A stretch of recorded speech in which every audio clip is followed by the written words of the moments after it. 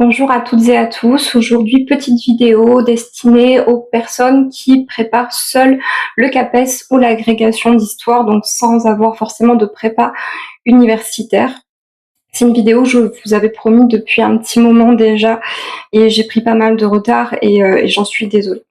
Donc, quoi qu'il en soit, quand on prépare le CAPES ou l'agrégation d'histoire, la difficulté, ça va pas forcément être de travailler beaucoup ou de travailler toujours plus, mais ça va être surtout de savoir sur quels éléments est-ce qu'il faut concentrer son énergie et comment travailler de manière toujours plus efficace.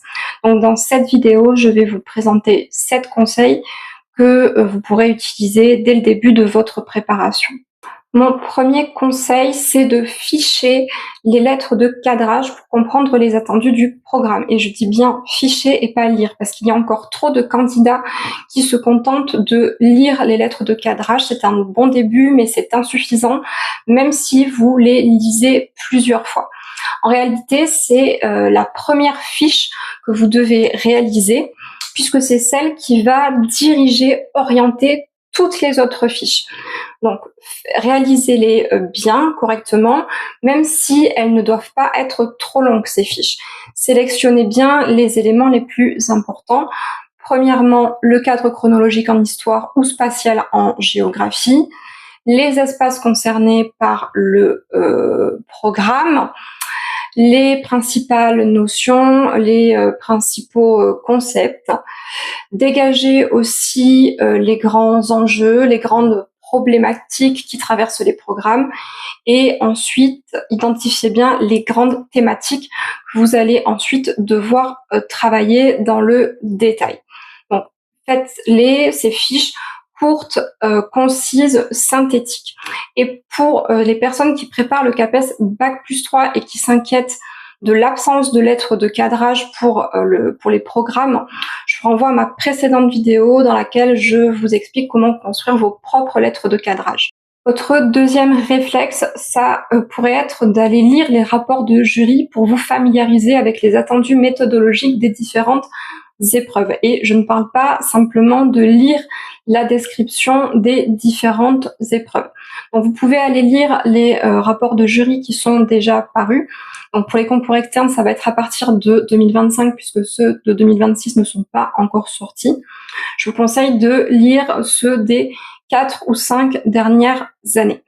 Et à partir de ces rapports de jury, vous allez pouvoir constituer différentes fiches ou plutôt différents fichiers dans lesquels vous allez lister différents éléments. Premier fichier, ça va être sur les recommandations méthodologiques précises données par les membres du jury. Ça va être souvent des recommandations qui sont directement applicables. Vous allez voir, même si le sujet qui est corrigé par le jury n'est plus dans votre programme, c'est pas grave. Vous prenez vraiment le conseil méthodologique. Deuxième fichier que vous allez pouvoir réaliser, c'est celui dans lequel vous allez lister les principaux écueils, les principales erreurs relevées par les membres du jury. Et vous allez voir qu'ils insistent beaucoup dessus, donc c'est très pratique. Et le fait de lire plusieurs rapports de jury comme ça à la suite, ça va vraiment vous permettre de voir les erreurs qui reviennent le plus fréquemment et lesquelles sont les plus dommageables, lesquelles coûtent vraiment le plus de points, lesquelles qui sont le plus sanctionnées. Donc ce fichier-là, il est très important. Alors ça peut être tout type d'erreur, hein. Faire du name dropping, donc citer trop de références historiographiques sans rien en faire trop de paraphrases, avoir des problématiques trop descriptives, etc., etc. Et dernier fichier que vous allez pouvoir réaliser à partir de ces rapports de jury, ça va être de relever cette fois-ci les qualités retenues et surtout valorisées dans les très bonnes copies et dans les très bonnes prestations orales pour la suite. Donc ça aussi, ça va vous aider, ça va vraiment vous permettre de savoir exactement ce qui est attendu et ce qu'il faut faire.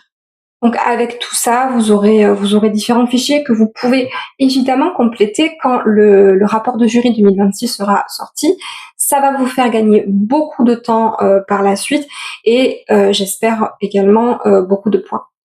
Troisième petit conseil, essayez de construire une sélection de lectures dès la rentrée. Il ne faut pas tout lire, hein, pas tout ce qui est mentionné dans les bibliographies officielles. Donc ciblez uniquement les articles et les ouvrages qui vous seront utiles pour réaliser vos fiches. Ça va vous permettre d'éviter de vous disperser, d'essayer de lire un petit peu tout ce que vous trouvez. Et donc ça, ce programme de lecture, vous allez pouvoir l'élaborer dès que vous aurez lu, fiché les lettres de cadrage et que vous aurez déterminé ce que vous devez étudier. Quatrième conseil qui va un petit peu avec le précédent, ne lisez pas tout et ne lisez pas n'importe comment. C'est là où les candidats perdent le plus de temps avec les lectures et les fiches. Il y a des candidats qui résument des chapitres, voire des livres entiers, qui accumulent des dizaines de pages de notes qui, en fait, n'auront jamais le temps de relire et encore moins d'apprendre avant les épreuves. Gardez bien à l'esprit qu'une fiche, ce n'est pas un résumé de lecture, encore moins un résumé détaillé. C'est vraiment un outil de révision. Ça va vous permettre de retrouver plus facilement les informations, les connaissances et ensuite d'apprendre tout cela au moment de vos révisions. Donc, vous ne réalisez une fiche, vous ne vous lancez dans une fiche que si vous êtes sûr et certain que celle-ci va vous être utile. Donc, ce qui peut être bien au début, c'est de lister les types de fiches dont vous aurez besoin. Si vous n'en avez pas besoin, vous ne la faites surtout pas. Ça va vous faire perdre en fait du temps pour rien du tout. Et pareil, quand il y a un ouvrage ou un article particulièrement intéressant, vous ne fichez pas tout. Vous ne prélevez les informations que celles qui vous seront utiles pour aller remplir ou compléter les fiches que vous aurez prédéfinies auparavant. Dernière petite chose concernant les lectures et les fiches, je déconseille toujours à mes étudiants de ficher intégralement, voire même de lire intégralement un manuel de concours. Un manuel, ce n'est ni plus ni moins qu'une grosse fiche qui a été réalisée pour la question au programme. Donc vous pouvez les utiliser bien sûr, mais comme un outil parmi d'autres outils. Donc par exemple, si vous avez du mal à trouver une information par ailleurs, là vous pouvez aller l'utiliser, ou bien pour vérifier une information, mais ne fichez pas intégralement un manuel, je vous assure que ça sert pas à grand chose, et surtout c'est très très chronophage. Cinquième conseil, établissez des plannings ou des rétro-plannings avec des objectifs atteignables. C'est souvent très rassurant pour les candidats parce que ça permet d'atténuer un petit peu ce sentiment de dispersion et ça va vous permettre vraiment de vous concentrer sur les tâches que vous aurez définies à l'avance. Voilà, donc au lieu de vous lancer dans plein de tâches différentes, des fiches, des lectures que vous allez vouloir accumuler, là vous saurez exactement ce qui doit avoir été fait plutôt à un moment précis. Donc moi, ce que je conseille à mes étudiants, c'est un planning par étapes, au moins pour les épreuves écrites, et un planning qui s'adapte au calendrier du concours. Alors, étant donné que les épreuves écrites arrivent assez rapidement en février ou en mars, voici les paliers que je donne à mes étudiants. Le premier, c'est fin novembre. Alors là, vous vous concentrez vraiment sur les connaissances. Pour fin novembre, il faut avoir réalisé la majorité de ces fiches, des différents types de fiches et bien sûr les exempliers qui vont vous prendre beaucoup de temps. Là, c'est le centre de votre préparation, de votre temps de préparation. Ensuite, fin décembre, là, vous aurez eu de la marge pour compléter ces fiches, ces exemples, ces croquis, enfin tout ce qui vous manque. Mais il faut donner progressivement beaucoup plus de place aux entraînements. Voilà, il va falloir s'entraîner de plus en plus, augmenter vraiment le rythme. Et dernier palier, fin janvier, donc entre fin décembre et fin janvier, vous entrez vraiment dans une phase d'ajustement en ce qui concerne les connaissances. Donc ça veut dire que ça ne doit plus être du tout au centre de votre préparation. Vous pouvez à la marge compléter, mais là, ce qui doit vraiment être votre priorité, ça va être les entraînements, augmenter encore le rythme, en faire de plus en plus, multiplier les sujets, s'entraîner de différentes manières, aussi varier les types d'entraînement et bien évidemment les révisions, puisque les épreuves écrites approchent à grands pas. Donc c'est le moment où vous allez en fait mobiliser activement les connaissances et les compétences acquises dans les mois et les semaines précédentes. Et donc le 6e conseil, c'est de commencer à s'entraîner dès le début de votre préparation.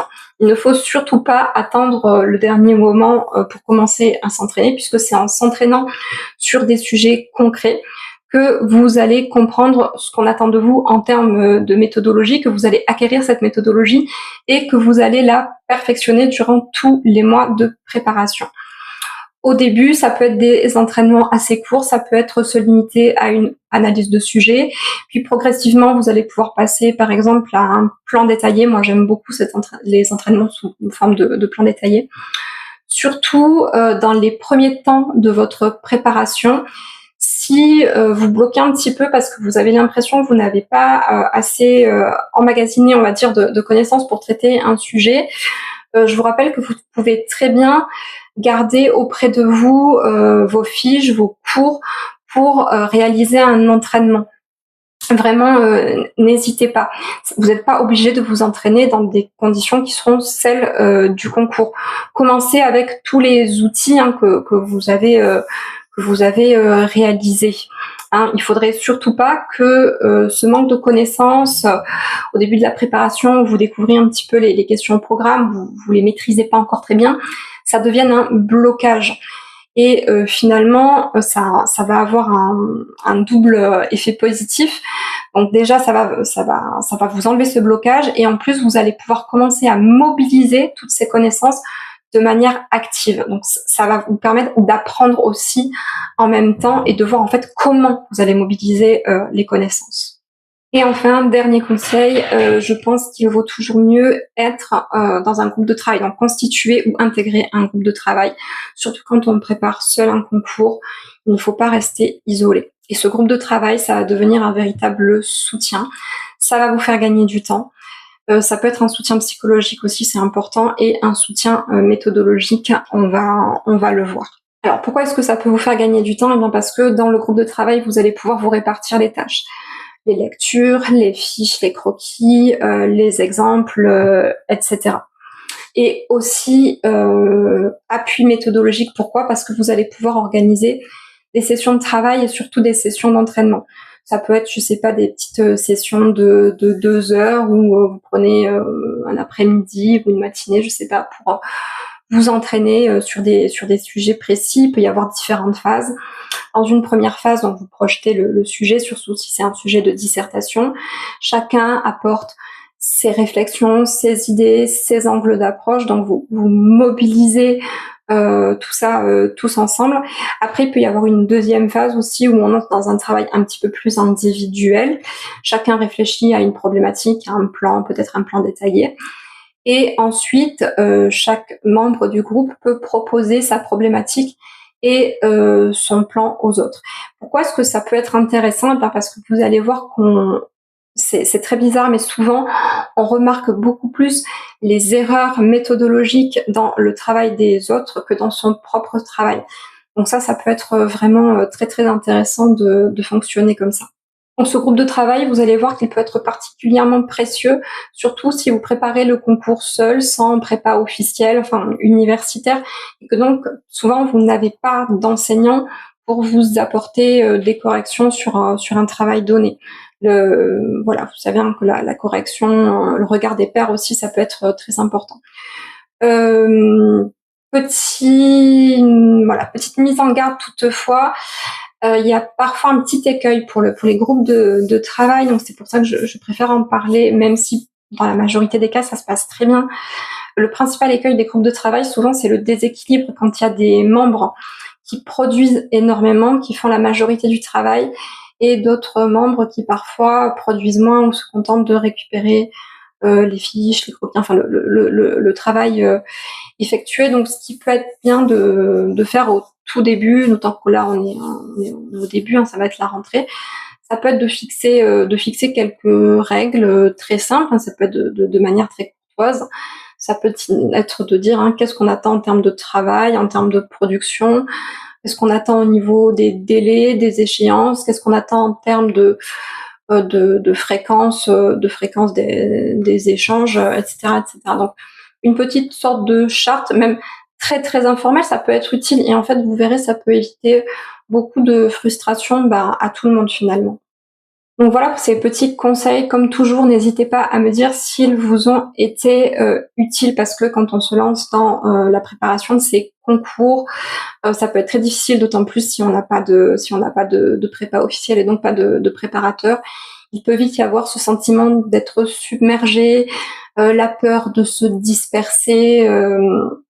Donc vraiment, gardez bien à l'esprit que le secret d'une préparation efficace, c'est l'organisation. Il faut savoir ce que l'on doit travailler, sur quoi est-ce qu'il faut se concentrer et pourquoi dans cet ordre-là. Donc d'où l'importance des plannings par exemple. Et si vous ressentez le besoin d'être accompagné dans cette année de prépa, pour être moins seul, pour avoir aussi un regard extérieur, vous pouvez évidemment me contacter puisque je propose un accompagnement individualisé, donc qui s'adapte vraiment aux besoins de chaque candidat, avec des séances de méthodologie, des séances d'organisation du travail, d'organisation des fiches, des cours, enfin tout un tas de choses. Donc si vous avez besoin de renseignements, n'hésitez pas. Et donc comme toujours, vous pouvez me laisser des commentaires pour me dire ce qui vous serait utile aussi par la suite. Et en attendant, je vous souhaite une bonne journée et un très bon début de préparation.